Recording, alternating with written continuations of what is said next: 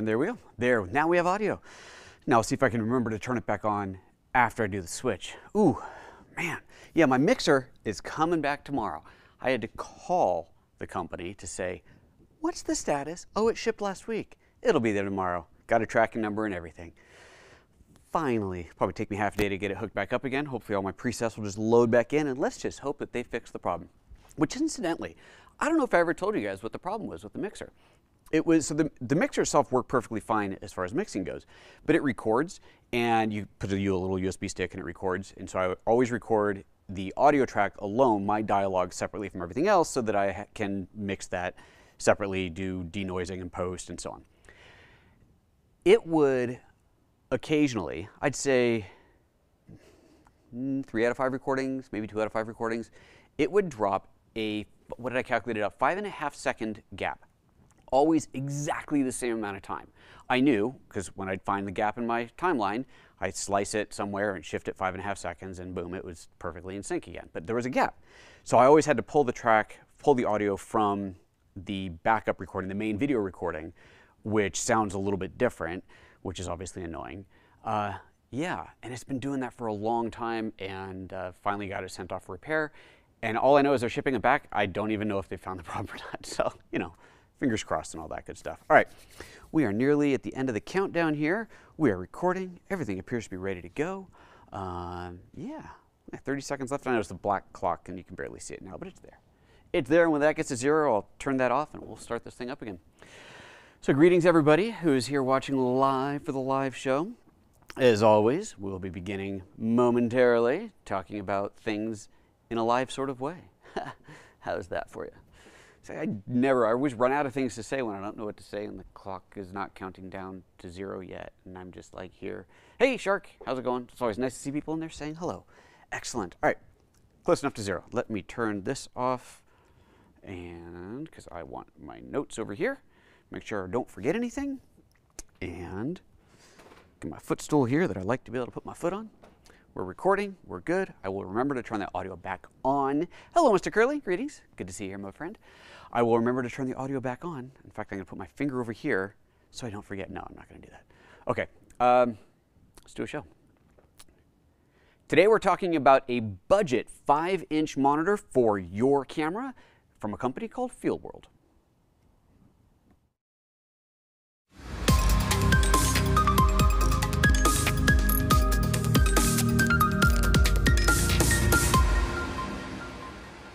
Good morning, good afternoon, everybody. Welcome to PhotoJoseph's Photo Moment, the first live, twice a week now show here at youtube.com/PhotoJoseph, all about all things photo and video related. Sometimes we're talking gear, sometimes we're talking technique, and today we're talking gear. This monitor here from a company called Feelworld is an absolute budget 5-inch monitor. The 5-inch monitor size is kind of all the rage these days. It's really nice and compact, it's very lightweight, batteries last longer because it's a smaller screen, and it's a very convenient thing to put on top of your DSLR or DSLM. And in this case, I've got it on top of a GH5S. It's a nice size for that. It doesn't add a whole lot of weight to an already very lightweight camera. We don't want to suddenly make our nice lightweight Micro Four Thirds camera this big, huge honking thing. And so this is an ideal size. And they really range the gamut in pricing. This is an absolute bargain of a display. So before we even get into what it can do, and I show you all the features on here, let's just take a look at the pricing. This is what we're looking at, the Feelworld F5. It is a 5-inch full HD display, HDMI in and out, and it actually will bring full 4K through, up to DCI 4K 24 according to the specs, but actually I got it up to 4K 30. It won't pass through 60 frame, but it will do full HD up to 30 or DCI up to 30, even though it says only 24. It is a 1001 contrast ratio, so pretty good contrast, and 450 candelas per square meter. It's the same thing as nits, so 450 nits. So not a massively, massively bright screen, but having taken this outdoors, especially with the sunshade on it, it's fine. It's just as bright, maybe a little bit brighter than the display built in on the back of your camera, at least on the back of the Lumix camera here. And overall, it feels like it's a very usable brightness. Sure, if the sun is blasting straight on the screen, it's going to be kind of hard to see, but it is totally usable at this brightness here. Now, I want to show you a couple things. We're going to obviously talk about all the features in here, but I want to show you something here. When you go to this F5 on, for example, on the B&H website, you'll see down here there's two options. There's a 5-inch and a 5.7-inch. interestingly, the 5.7-inch is the same price. It's also $159. It's ever so slightly bigger. It has a slightly higher contrast, 1400 to 1, and a very slightly higher brightness level, 460 nits. Other than that, I don't really know what the difference is. I asked the company, they didn't get back to me in time. It might just be a slightly newer model, or maybe it's just that it's ever so slightly bigger and they're marking it at the same price. But either way, $159, pretty hard to beat for that. Now, to put this into comparison, let's go to the next really popular one. Atomos, of course, makes really great displays. This is their new display called the Shinobi. And this is just a tiny bit bigger, a 5.2-inch. This is also a 4K pass-through with a 1920 by 1080 display. That's the same thing we're looking at on the Feelworld. This is dramatically brighter. This is the 1000 nit display, so this is massively brighter. This does Atom HDR, this supports log, and it supports LUTs, and it has a ton of other features. It is more than twice the price. But I'll be honest here, at $400, that is a bargain. That is an incredible display for $400. So right off the bat, I'm going to tell you that if money is not a massive object to you, then the Atomos is probably a better choice. It is a brighter display. You've got LUT support on it. Not that you necessarily need it on a monitor, because at least on the GH5 or GH5S, you can output a embedded LUT, but it is a massively brighter display. So pretty slick on there. So that's something to consider. But if budget is at all a concern, or you're just looking for something that's cheap, the Feelworld, as you're going to find, is pretty awesome. And then just because it's out there, I don't get the price on this, but the Small HD, which is a very reputable brand, I've seen them, I've never owned one, I've played with them at trade shows. Their 502 model, okay, it has SDI input, but it's $1,100. I don't know why it's so expensive. Is SDI input really worth that much? I don't know, but that is a massive, massive price jump. So if you want to compare these on your own, I've put links to all of these down below, but today, of course, we're focusing on the Feelworld. Right, so let's get into this thing. First of all, it comes with a mounting arm that is kind of a cool way to do things. So we'll go for a little bit of a close-up here. You can see how this bracket comes off of the cold shoe or the hot shoe on your camera. It actually adds a cold shoe here, so if you want to attach a microphone right there, you can do that. It then mounts to this monitor on the side, which means it's very easy to flip this over. So if you wanted to go from a front-facing to a rear-facing display, that's super, super easy to do. You can go into the menu system and flip the display on the menu. It doesn't have a gyroscope sensor like your iPhone. It doesn't know that it's been rotated, so it won't flip automatically. You do have to do it manually, but if it's something you're doing all the time, you could program that into one of the 2 programmable function buttons. There's only 2, I wish there were more, but you could program that in there if that's something you're constantly doing, flipping back and forth. But I love that, I absolutely love that you can just flip it over like that. Now, while it's flipped over, let me show you something else. You'll see here the way this is attached. In fact, let me just unscrew this all the way, and you'll see that this is a 1/4-20 going into this post here. Now that's great to have a post there because of this reason, but you also might want to post on the bottom if you just wanted to mount this on a tripod or light stand or something like that. You'll notice there isn't a 1/4-20 on the bottom here, but this little guy here just unscrews. 2 little screws there, and it screws into there. So I would say that's not an ideal solution, but it absolutely does work. So let's get that locked into place. If we flip it over like so, you'll see across the top you've got a series of 8 buttons, including your power and then navigation, up-down navigation buttons, a menu button, left-right navigations, and then your 2 programmable function buttons on there. On the bottom of this thing, let's flip it up this way, you have a USB port for doing software firmware updates, a headphone jack because you can pass your audio into the display and then plug your headphones into here, and then a power port if you want to go with AC power. It does not include an AC power adapter, by the way. And then on the side over here, which I don't have a camera on, you've got your HDMI in, which you're obviously seeing here, an HDMI out for a pass-through if you want, and then a DC in there. Well, that's DC out. I didn't even realize that. There's a DC in and a DC out. I gotta admit, I don't know what the DC out would be for. So HDMI pass-through. So what this does as far as 4K goes is you can send a 4K signal to this and it will pass the 4K signal out. So if you wanted to have an external recorder separate from this, you could record that and still view your monitor, view your scene on here. This display is HD, 1920 by 1080. It is not a 4K display, but it will downsample automatically. So you can send 4K out of here into this, it'll do the downsampling and then pass the clean 4K signal on to your recorder, whatever you've got. So, and I see Frank in the chat room saying DC out to power your camera. Be interesting, huh? So you DC out to power your camera. I guess if you had, I don't know if there's really enough power for this thing. That's a very interesting point. I like it. I like it. And let's see, anything else on there? About the battery. So this is an NP battery on here. This is kind of interesting. Let me just turn this off and go in for the close-up again. It has a battery bracket that is supposed to be compatible with NP and E6 batteries. That's the Canon style. And you can see the little, plugs right there. This should snap in. Now, I don't know if at some point the E6 battery changed its slots in here. This is a really old one, it's just what I happen to have, but this will not go in. The slots on here do not line up with the tabs on here, so I can't get this battery on there. So either these batteries changed, or they say that it works with E6, but it really doesn't. So I'm not quite sure what that's all about, but there you go. Easy enough to snap that E6 battery on there. Shark, thank you very much, sir. That is very kind of you. All right, so let's get to, last accessory. It also comes with a lens shade. Now, I've seen this kind of thing before. I don't know why manufacturers are doing it this way. When you get this, this has a little Velcro tab on it. There is another little Velcro strip, I guess the male part of the Velcro strip, that comes on a sticker and you have to put it on. And I always feel like it's not going to hold up for very long. But once it's in place, it's just a case of putting this on with Velcro. I just feel like one of these days I'm going to pull this Velcro lid off and it is just going to rip the sticky off of it. But once that's on, you now have a nice little sunshade on there, and it makes a big difference. Clearly, having that sunshade on there does make a huge difference. So there you go. So that is the extent of the accessories. I can already see part of the sticky peeling off on one edge. Let's get into the menu system and see what this thing can do. All right, I've got a close-up here on the screen itself, and as I go into the menus, there's the menu button up here. It brings up the on-screen display, and there is a ton of stuff in here, actually. It's pretty impressive what's in here. We're going to go through it all pretty quickly here. I'll start going down. You have a picture profile mode that you can load onto the screen itself. There's a few built-in ones, and then you can set a user one on there if you want to. And once they're set up, you see you can change your brightness, contrast, saturation, sharpness, and you can change your color temperature on here, which is kind of interesting. So let's go back to the default one. If you wanted to change your color temp on that screen, you can do that as well. And then under that, you'll see if you are in a manual mode, you can go in and individually change your red, green, and blue channels, and then a tint on there. So that's cool. Nice, quite a bit of control over the display itself. The next set, let's go to here, is your languages.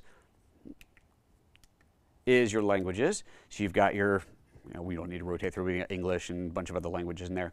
Aspect ratio, so you go for your aspect ratio, probably for the most part you can just leave this in auto, but as you cycle through you'll see it'll give you a 4:3, 16:9, which is what we're already in. And then it has this just scan and panorama mode, which I have yet to really understand what they do. I think just because of whatever is being output from here, it doesn't make any sense. It's not needed, so nothing's changing. The manual literally says just scan or panorama. It doesn't tell you anything of what they are. I would like to think of just scan as kind of a pan and scan, but this is not a touch display, so I don't really know. Sorry. If you came here to figure out what that was, sorry, can't help you out. There is a P2P mode. Now this is supposed to be pixel to pixel, and I think that this is not working right. So in my mind at least, and again the manual just says pixel to pixel. Great, thank you very much. In my mind, pixel to pixel means we are going to see 1 pixel on this display for 1 pixel that's being sent in, which would mean if I'm sending in a 4K signal, which I am doing right now, hitting P2P should push me in effectively 200%. So I'm looking at every single pixel on there. Now there are other ways to zoom into the screen, don't worry about that, but the idea should be that you're getting a pixel for pixel sensor readout onto the screen. That's how I interpret it. It's not happening, so I don't know if it just doesn't work right, if it's not compatible with this camera, or if I'm completely misunderstanding what it's supposed to be, but that is unfortunately not actually doing anything at this point. All right, back over to the menus. Let's see, we were here. Pix P2P, so no signal, what you want to happen when there's no signal on. You can actually change the transparency and the position of this on-screen display. You can change the backlight brightness of the screen by default at 90%, which is great. Power on, it says power on auto. Don't let that confuse you. Don't let you think that that means you don't have to press the power button on or off. Like, it's not like some microphones like the Rode mic that I was playing with, where when you turn off the camera, the mic turns off. That's not what it is. All it is if you have AC power into it, if you put that into auto, when you plug in the AC power, it will automatically turn on, as opposed to having to manually hit the power button. No big deal, but that's what is there. I guess that's useful if you have this in a more permanent setup and you have your power fed into the monitor off of the wall and you flip a switch and that feeds power to it. You want it to come on automatically. Otherwise, it just waits for you to push the power button on there. I guess I should have set the on-screen display to be on for longer so I don't have to keep bringing this back up again. And then there's a USB upgrade, so if you do have an upgrade to run, and then a reset procedure. All right, let's go on to the next setting here. You'll see here, this is a zooming area, and it says there, this is 9-grid zoom, which isn't on yet, so I'll come back to that because it is actually pretty cool, but we have to enable it first somewhere else. But you do have a zoom in here, so you can zoom in 4x, 9x, 16x, or back to off. And that, of course, is going to allow you to really do critical focus when you're doing manual focus and you want to really zoom into that screen. That will let you do that. I've got that programmed into one of the custom function buttons, which I think is a pretty good use of those buttons in there. Then there's zoom modes in here, which will basically, it's kind of these presets of how much it zooms. That's the zoom all on there. And then there's this weird left, right, up, down. So you could literally zoom in and pan it around and kind of lock that into a position. So if you were constantly zooming to the same part of the scene, you could program that in. Kind of a curious little thing, but you can do it. And then there is the scan mode, underscan, or overscan. You definitely want to leave this in underscan because if you go to overscan, you are not going to see everything that you're recording, at least coming off of a GH series camera. If you go to underscan, you do see everything on here, same as you see on the LCD. You go to overscan and you no longer do. But of course, if you've got a camera that's outputting something with some black bars around it, that'll allow you to punch into that display a little bit. And let's see here, that is everything on that mode. So now, let's get out of here. I want to show you the 9-grid zoom, but first I have to go to this page and go down and activate 9-grid. So let me just turn that on. So now that that's on, you saw the grid that popped up on screen. Let me back up a level, go back over to here. I really wish this had a touch interface at this point. It'd be a lot easier to navigate. And now I go down into the 9-grid zoom and turn this on. Well, it's already come on automatically. So now what happens is if I back out of this, you see we've got our 9 square on here, and you see how there's a little red box around one of these. I can move this around to a different box, just cycling through, and then whichever one I want to zoom into, I push one of the up-down buttons and it zooms into that. Now I've deliberately defocused the image just so it's not distracting here, but that would zoom into whatever you were trying to focus on there. It's an interesting way to do that. I don't know, it's a little bit of a slow, tedious way to do it, so I don't know how terribly useful it is, but it is an interesting choice to have. So that's what the 9-grid zoom is. Going back into these display menus here, you've got a center marker that you can turn on or off. You can see that coming up, the little red crosshair on there. You've got safety frames. Go down to the right level. You've got safety frames here, so you can see what this would look like at, let's start from this way, an 80%, so you're kind of an action safe area, and you can make that 80, 85, 90, 93, or 96%, just giving you a little bit of an action safe. And then, curiously, there's this 2, 3, 5 to 1, which is an odd thing to have here because that is in a different position, different place in here as well, but you do have that safe frame option in there. Kind of strange that that would show up in there. There's the 9-grid we already looked at. Image freeze is a really neat feature, and this is another one that could be very useful to program into one of the function buttons. That will essentially just freeze the screen, whatever's on the screen, it'll freeze that at the moment you push the button or select the menu here. So if you were, I mean, it's not like you can refocus on it once it's up there because it's literally a frozen screen, but if for whatever reason you want to hold the image on screen, maybe you're just studying a frame, you want to really look at it closely, take some time to look at it and not have to worry about the set changing, I don't know, but you can freeze it on there. It's kind of like just taking a picture, except that it's just a temporary hold into the buffer here. You push the button again and it releases that and you go back to your main video.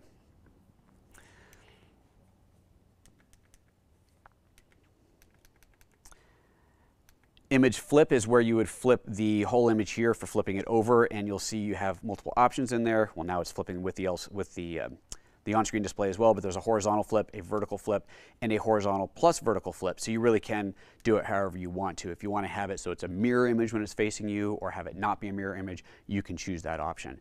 Now you saw the on-screen display flipping along with it because I have enabled that right here, OSD flip. Let's go do that. Let's try that one more time.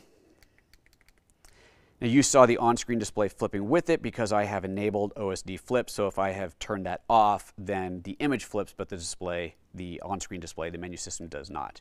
You also have anamorphic modes, which is kind of nice. So if you're shooting with anamorphic lenses, you can do an anamorphic distortion in here, and you have even a full custom one. So you can go down here and customize that to whatever ratio you want if the one that you need is not built into it. And continuing on down, check field. So this is the one where you'd see the crop ratios for different shooting aspect ratios. So if I was to go to, oops, sorry, I lied about that. Check field is so that you can check individual channels. So by default off, you just see the color channel. If we rotate through, you can see the whole image as monochrome. You can then see just the red, just the green, or just the blue channel. All kind of cool. We go down to histogram here. You can turn the histogram on or off, another handy one to program into one of the function buttons. You have a false color display. You can go false color if you want to. You have focus peaking under focus assist. So again, another one that I would love to be able to program into one of the only two buttons on there. But if you want focus peaking, you can see it's showing focus peaking on the menu because the menu's sharp. But there you go, there's your focus peaking. And you can change your focus peaking colors. You can go through red, green, blue, red, whatever you like. Overexposure, so that is going to be your zebra striping. So you can turn that on or off here.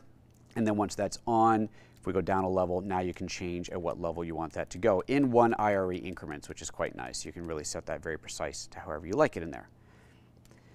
Embedded audio, do you want to see your audio display? So if I turn that on, we now see the meters on here from what the camera is feeding it. So that's very handy. Now it's worth pointing out here too that because this is a monitor, not a recorder, it is perfectly safe to have your camera, in this case the Lumix camera, outputting along with the HDMI feed the on-screen display information. So a lot of the information that I'm showing here would be redundant. I could have focus peaking, I could have the waveform, I could have the audio level meters, I could have all this stuff being output over the on-screen, from the on-screen display onto this monitor, and of course that's not going to get written to a card because the card is being recorded in here.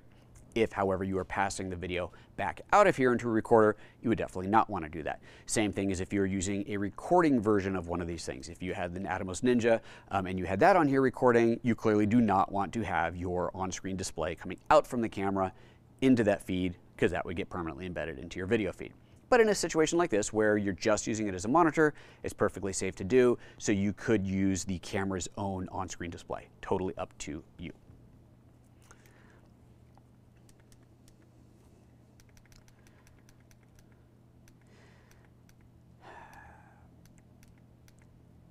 The ratio marker, there's what I was looking for earlier. The ratio marker gives us a display to where we're shooting for a 4:3, a 13:9, 14:9, 15:9, 16:9, which of course is what's native here, 1.85 to 1 or 2.35 to 1.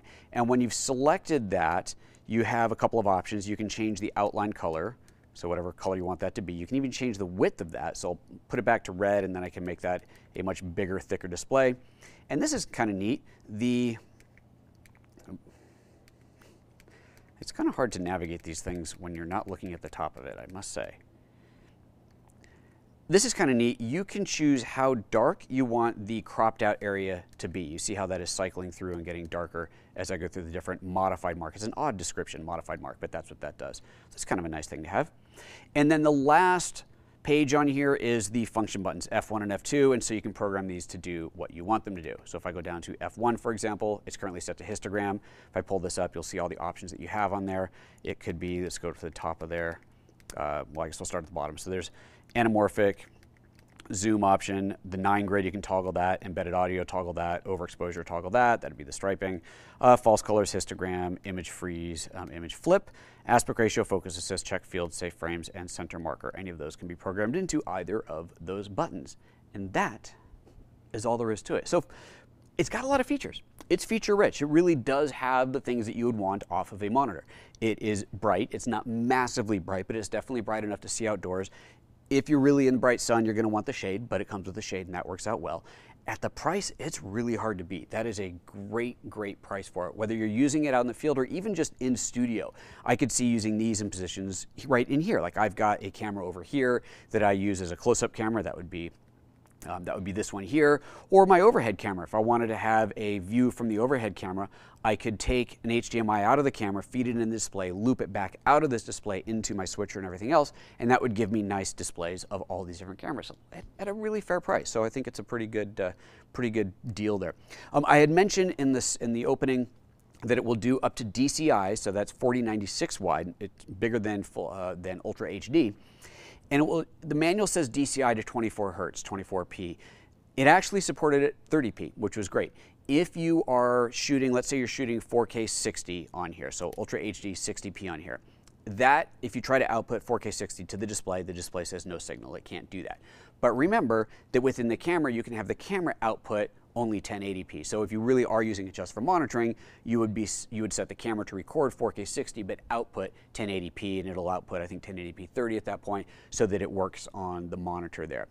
But if you're doing anything less than 4K 60 or DCI 60, DCI 30, then you can have that signal output into here and just read it, no problem. So overall, pretty robust, pretty interesting display. Definitely a fair price, and you know, I'm giving it a thumbs up for sure. All right, that's it, folks. For those of you watching live, we're going to jump into the Q&A. For those of you not watching live, we're going to see the Q&A pop up right here in just a moment if you want to see it.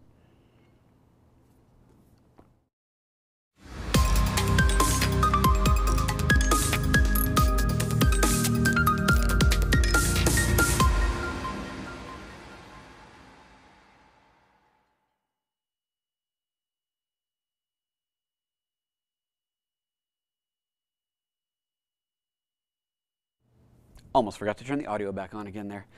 Whew, this should hopefully be the last show I have to deal with this with. All right, so we're in the Q&A. What is going on over here? Let's bring up the questions. So again, Shark, thank you so much. That is a very generous contribution. I do absolutely appreciate it. This is for your previous advice, your GH5. You rock. See, this is, for those of you who are wondering what that is a super chat, and it is a lovely way for viewers to say thank you. I appreciate it. Let's see, Veteran Photography. Yep, I power my Canon 5D with a dummy battery into the Feelworld F5. Okay, that is awesome. Okay, give me a second, because now I'm really curious. I have, here we go. I have a bunch of dummy batteries for the Lumix camera. And let's see, this port looks like the right size. Excellent. All right, let's see here. Turn off the camera and let's pop the battery out of there. Get my little, we're gonna get that out of the way. Okay, pull that out. This is so neat. This is why I love doing live shows. You learn something every time. All right, that's in place. Now let's plug this into here. Oh, nope. This one does not fit. This is male, that's male. Okay, so would clearly need to be a different adapter. Oh, that's too bad. That would have been really cool. But we've got a user here saying that they do that, so it works for them. It just doesn't work for me, at least not with this particular setup, but there you go. Give me a second. Hi. Oh, thank you very much. Perfect, thanks. We're live. Okay, yeah, neat. I wish it worked for this. Oh well, what are you gonna do? Where are we? Shark says, I still have my Ninja Inferno. Me too. But we'll maybe get the ARTLIST Shinobi for a possible second camera GH5S. Awesome. I'm wondering how quiet those fans are compared to my Inferno. The Inferno makes noise, doesn't it? Not a lot, but it does make a little bit of noise. I haven't seen the Shinobi. I saw somebody else asked later on if I'd be reviewing the Shinobi. I would love to. It hasn't, ARTLIST hasn't reached out. ARTLIST reached out about the Ninja 5, and I said, yes, absolutely, and then they didn't respond again, so I don't know what happened there. But yeah, I would love to test out the Shinobi. One of the really interesting things about the Shinobi was ARTLIST just released a press release a week or so ago that with the Lumix S1 and S1R, so the full frame cameras, which shoot stills in HLG, hybrid log gamma, that you could use the Shinobi as an HDR monitor, because the monitor on the back of the camera, even on the S series cameras, is not a HDR display. So if you're shooting HLG, hybrid log gamma, you are not seeing what you're actually getting in camera here. But with the Shinobi, you can. Ooh, that's pretty cool. So that I think is really going to be something worth checking out when that comes out, or when that combination is available. I guess the Shinobis, are they actually shipping? What did it say here? Let's see here. The Shinobi is, there's reviews, add to cart. Yeah, I guess it is actually shipping right now. So yeah, neat. So combining that with a S1 would be very, very cool. Okay. Llama Steve said, pass through. By the way, folks, if you are, just in case you're new here, if you have a question for me, do type @PhotoJoseph in front of it. That way I see it right on my screen. I really know that it's a question. Llama, I just happened to see yours, so I'll grab it. But if anybody else dropped a question in and didn't put my name in front of it, just copy and paste your question in to a new chat and put @PhotoJoseph. Don't tell me to look up for it. No, just paste it back in for me, please. Llama Steve, pass through HDMI 4K. Yes. Is there a HDMI to a hard drive connection cable? Well, you would go into a recorder, some other HDMI recorder, something like a Ninja or like I have a Blackmagic recorder over here that has no screen on it. It is just a recorder, and so it could be recording to that. There's a lot of different options. It could be passing into a computer. It could be passing into a switcher. It could be passing into any other number of things, but it wouldn't go straight to a hard drive. You have to have something to take that video signal and convert that to data. That's something you would have to have. Trevor, there's a new 2200 nit monitor from Portkeys I have my eye on, $399. Okay, Portkeys. Listen, I want to love their display. Yeah, their display. So they shipped this out for me to review. Super lightweight, looks nice, pretty much equivalent to this. And it has this thing called the long arm, which I was so excited about.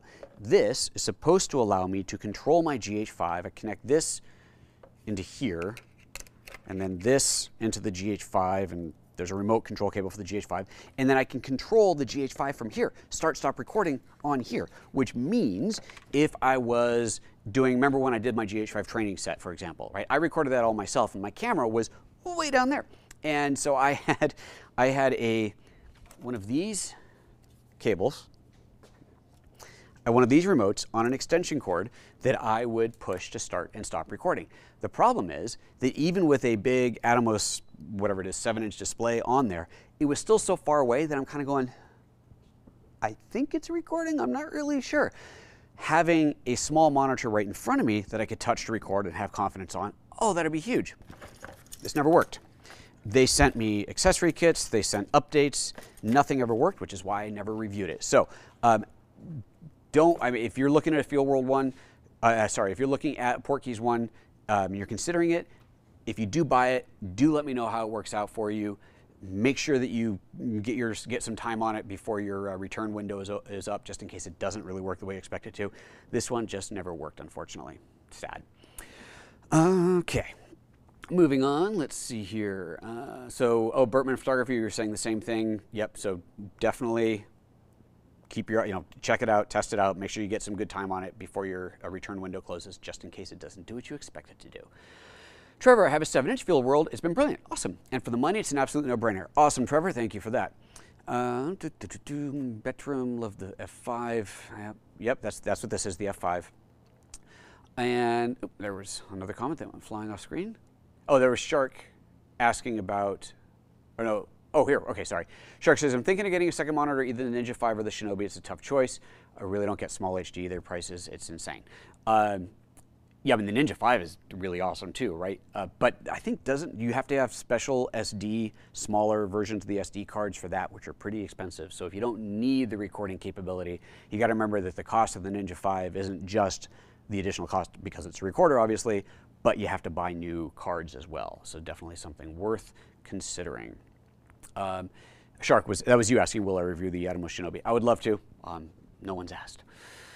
And Trevor says, my Feelworld 7-inch 4K monitor cost $100. Wow, dang, that's pretty awesome.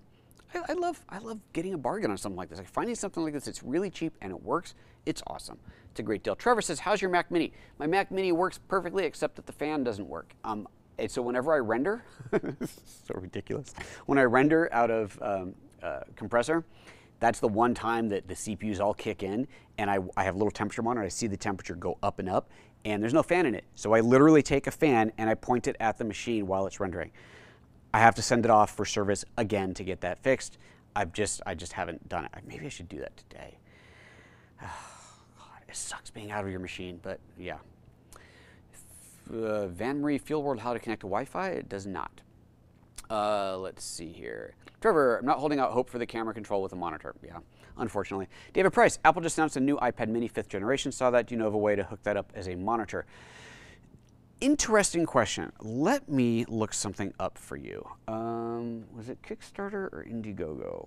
I I backed a project, I think it was Kickstarter, a while ago, that was supposed to turn an iPhone or iPad into an external monitor. And they shipped the one for Android, which is a much easier configuration, but still have not shipped the one for iOS. And I think there was an update pretty recently. Let me see if I can find find that project, and I'll tell you what it was, what it cost, and we'll see what they're saying the status is right now. That is the only way that I've ever heard of to be able to do it, and again, it hadn't actually shipped. So, oh, here's another total side note. Here is another one that I'm so excited to get. This is one I backed in July of, no, estimated delivery was July of 2017. If we get it July of 2019, that'll be awesome. I can't wait to get this. I hope it actually ever comes through. This thing called Gear Eye. You get a bunch of RFID stickers that you put on all of your gear, every lens, every flash, whatever. And then this little scanner scans the gear and you get an inventory of it. So the idea is you're going out on a shoot, you've loaded up your camera bag, your Pelican case, whatever. You just scan this over, then you have a complete inventory of what's in there. And then when you're leaving, you repack your gear, you scan it again, and it goes, oh, your 7200 is missing. Ooh, good to know. Neat, right? It's been a few years. Apparently it's going to come one of these days. Anyway, so let's see, where's... No. And there's the coffee machine I never got. Man, $300 down the drain. It's not here. It must have been... Wait, let me check that again. Pinhole, Looky Link. Oh, no, Looky Link. I think this is it. Yes, this is it. Okay. So this is the device. So HDMI out into a Looky Link via USB into your smartphone. That was the whole idea. Let's see what their latest update says. iOS version production start. There we go. That's from March 4th. So it apparently is actually happening. We hope. But that is the way. So if you go to Kickstarter and you search for Looky Link, there's at least the information. You can find out a little bit more about it and see, you know, if or when they will actually ship this damn thing. Okay, let's see here. Anything else? Van Marine, you're asking again how to connect to Wi-Fi. It doesn't connect to Wi-Fi. There's no Wi-Fi in this thing. So that's that. Okay, that is it. Hey, oh, there's another one. Trevor says, there's an iOS Bluetooth app called Field Monitor used for my GH5. It's real time. I don't recall the cost, $25 maybe. Yes, okay. Correct. I totally forgot about that. And backing up even further, you do, of course, have the Panasonic app that will allow you to see through the monitor. But it is not this... It's so funny. I know that I bought it. I don't think I ever actually used it. You know. So you've got it, Trevor. What... You say... You're welcome. Smoother than the last one? Stop it. Did you watch the edited version of the... RGB light stream? If you haven't, incidentally, okay, so I love stories like this. This is what did a little behind the scenes video of how I did the shot, the opening shot. And it's just shot on my iPhone. It's 2 minutes long. I put that on YouTube. That was it. It's just, you know, no big deal, right? And I used the Edelkrone Slider 1 in there. I have a motorized Edelkrone Slider 1, and I use that in the shot. Listed it as one of the products used. Somehow, they found the video and watched it and commented, you know, great result or something like that. Super. Wow, let's see what they're working on. So I go to their website, and the first thing that pops up is they do behind the scenes. It's supposed to be behind the scenes, how stuff is made, you know, whatever, just $100 because their stuff's expensive, but it is second version, which was not easy. 60-second version. I wouldn't mind that. That'd be awesome. And then I can get something super awesome from them and do another show on edelkrone.com. They do the most incredible motion control stuff for your camera. It'll blow your mind. Their stuff is really, really, really awesome. Seriously, you saw an actual real one? I haven't even seen a real one. I held one made out of wood, carved out of wood once. That's all I've held. Wow. Did you actually get to see it, or was it like, here it is, and that was it? Oh man, I'm super jealous, Shark. Tell me. There is no Wi-Fi in this thing. There is no way to connect it. End of discussion. Trevor says, Edelkrone Follow Focus are primo gear. Yeah, it's seriously primo gear. Seriously, seriously cool stuff. So you could feel the weight of it. It's kind of behind glass. I posted a picture of it from Photo Plus last year. I took a picture of it in the glass, behind glass, and posted that. But it wasn't out for people to hold, but I was helping put stuff away. I'm like, ooh. And they said, yeah, it's supposed to be for that weight, so you could feel the weight. It's Ooh, that's going to be a nice lens. I can't wait. I can't wait. Rigo, I am out of Southern Oregon. Okay, that is that. Now we're going to wrap this thing up. Thank you very much, everybody, for tuning in today. That was awesome. I hope you enjoyed the show. I hope you learned something. And, of course, if you decide to buy one of these, use the links below. I would most certainly appreciate that. $160, man. It is an absolute bargain. Must be that time of day. My neighbors are smoking out again. I swear to God. I don't know how they get any work done over there. They're high all the time. I mean, it's legal in Oregon, but all the time. Imagine if I was drunk at work all the time. Because I don't smoke, but it's like sitting here with a whiskey all day long, working away. It'd make for an interesting show, wouldn't it? I should do one of those ones. Gotta do one of these shows drunk one day. Okay, take care, everybody. See you next time. Bye-bye.